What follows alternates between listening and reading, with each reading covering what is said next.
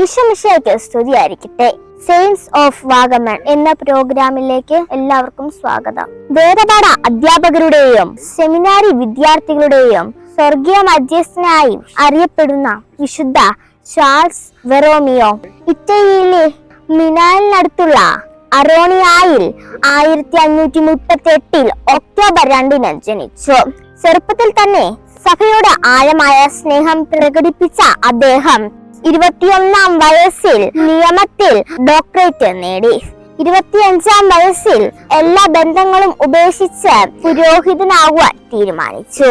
വൈദികർക്ക് പരിശീലനം നൽകുവാനായി അദ്ദേഹം സെമിനാരികൾ സ്ഥാപിച്ചു.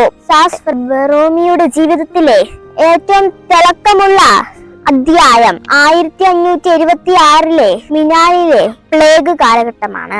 അദ്ദേഹം തന്റെ കൊട്ടാരത്തിലെ വിരികളും വിലപിടിപ്പുള്ള വസ്തുക്കളും വിറ്റ് പാവപ്പെട്ടവർക്ക് ദാനം ചെയ്തു. രോഗികളെ ശുശ്രൂഷിക്കുകയും ആയിരക്കണക്കിന് ആളുകൾക്ക് ഭക്ഷണം നൽകുകയും ചെയ്തു.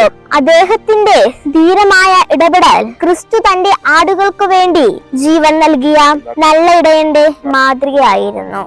1584 നവംബർ 3 46 വയസ്സിൽ ഈ ഇടയൻ നിത്യസമ്മാനത്തിനായി വിളിക്കപ്പെട്ടു.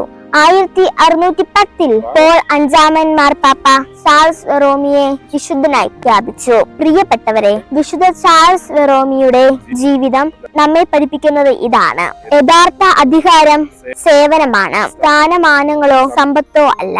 മറിച്ച് ക്രിസ്തുവിനെ പ്രഘോഷിക്കാനും അവിടുത്തെ ജനങ്ങളെ സ്നേഹിക്കാനുമുള്ള എളിമയും ധൈര്യവുമാണ് ഒരു വ്യക്തിയെ മഹത്വരമാക്കുന്നത്. നമ്മുടെ ജീവിതത്തിൽ എളിമയും സ്നേഹവും വിശ്വാസദാർഢ്യവും ഉള്ളവരായി ജീവിക്കാൻ പരിശ്രമിക്കാം.